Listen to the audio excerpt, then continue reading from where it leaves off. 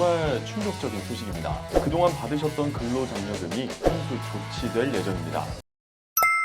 시니어 정보의 모든 것, 걱정 마 엄빠 첫째 아들입니다. 정말 충격적인 소식입니다. 근로장려금을 한 번 이상 받으셨던 분들이라면 모두 집중하셔야 할 내용입니다. 그동안 받으셨던 근로장려금이 환수 조치될 예정입니다. 아니 이미 받아서 사용하신 분들이 대다수인데 도로 뺏어간다니 정말 황당한 일이 아닐 수 없는데요. 도대체 어떤 상황인지 걱정 마 엄빠에서 정리해 보도록 하겠습니다. 그럼 지금 구독, 좋아요 한 번씩 눌러주시고요. 오늘의 걱정 마 엄빠 지금 시작합니다.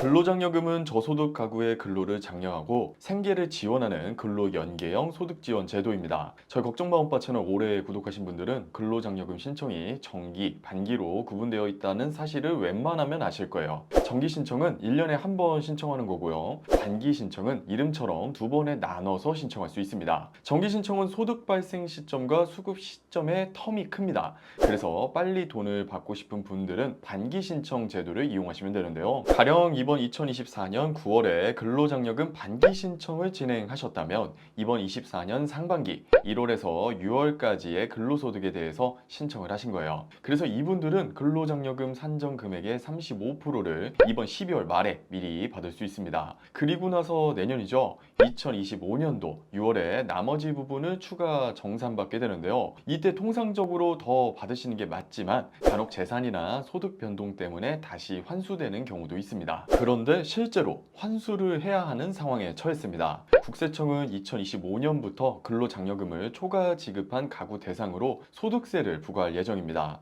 당장 내년부터 16만 가구가 평균 35만 원 정도의 소득세를 추가로 내야 한다고 합니다. 이게 비단 올해만의 이야기가 아니라 5년간 환수받지 못한 금액이 상당하다고 하는데요. 근 5년간 국세청이 반기분 근로장려금을 초과 지급한 가구는 110만 가구의 금액은 4,162억 원에 달한다고 합니다. 그런데 이 중 현재까지 환수하지 못한 금액은 68만 가구 대상 2,549억 원으로 전체 금액의 61.2% 수준입니다. 그러니까 사실상 5년간 지급한 근로장려금 중 반절 이상의 금액을 돌려받지 못하고 있는 거예요. 그러면 정부 입장에서는 응당 돌려받는 것이 맞긴 하지만 수급자에게 일시 상환을 요청하게 되면 대량 민원이 발생할 것 아니에요. 그래서 일단 초과 지급 발생 후에 5년간 다음 장려금 지급액에서 초과액을 차감하는 간접 징수 방식으로 환수하고 있습니다. 그런데 여기서도 예외가 발생하는데 근로장려금 수급 이후에 장려금 대상에서 제외되신 분들도 있어요. 그러면 다음 간접 징수가 불가능해지는 거죠. 이런 상황에서는 초과액에 대해서 소득세로 청구해서 징수합니다. 자, 그런데 여기서 잠깐 근로장려금 반기 제도는 2019년에 처음 생겼거든요. 그럼 내년 2025년은 반기 지급 제도가 생긴 지 5년이 넘어가는 시점이에요. 그래서 5년이 지났으니 이제는 간접 징수가 불가하고 아직 환수금이 남은 분들은 소득세로 직접 청구를 해야 하는 상황이 벌어졌습니다. 그래서 국세청은 내년부터 16만 가구에 552억 원의 근로장려금을 환수할 예정이고요. 이는 가구당 평균 35만 원 규모로 추산되고 있습니다. 그래서 근로장려금을 이미 받으셨던 분들 중에 내년에 갑자기 소득세를 내라고 연락이 갈 수 있는데요. 아직 근로장려금의 반기 지급 제도에 대해서 이해가 충분치 않으신 분들이 많을 거예요. 사실 저도 매번 이렇게 영상을 만들면서 이해하기 힘든 부분들도 많아요.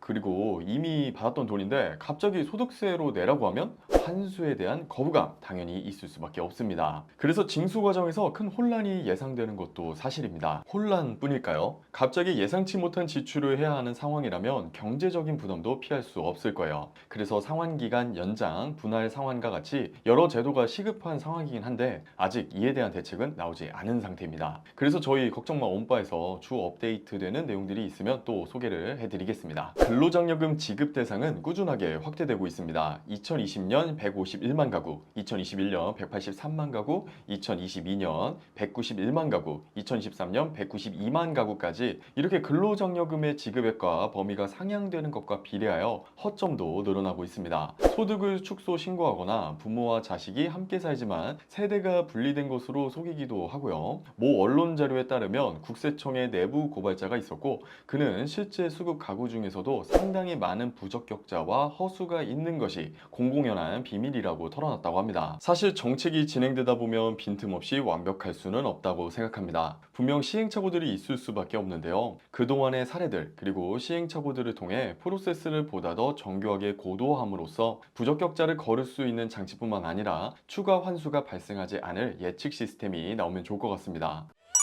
오늘 준비한 내용은 여기까지입니다. 오늘 영상이 도움이 되셨다면 구독, 좋아요, 알림 설정도 잊지 말고 한 번씩 부탁드리고요. 다음에 더 알찬 소식으로 찾아뵙도록 하겠습니다. 감사합니다.